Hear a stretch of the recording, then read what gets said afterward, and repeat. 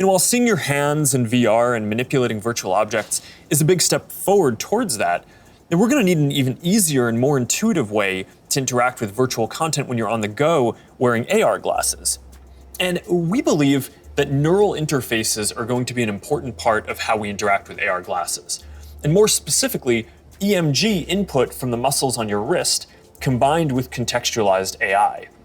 It turns out that we all have unused neuromotor pathways, and with simple and perhaps even imperceptible gestures, sensors will one day be able to translate those neuromotor signals into digital commands that enable you to control your devices. It's pretty wild.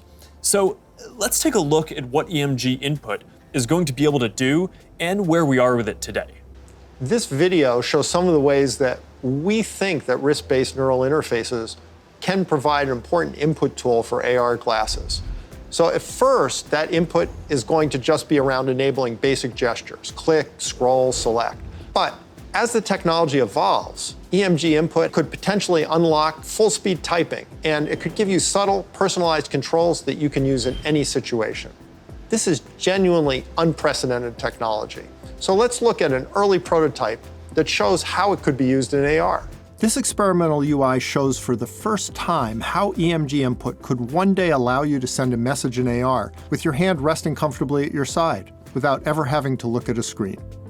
Notice how the researcher used an overt and highly visible click gesture to send the first message. We've made a lot of progress over the last year, and we're now able to do the same thing with the smallest of movements of the hand.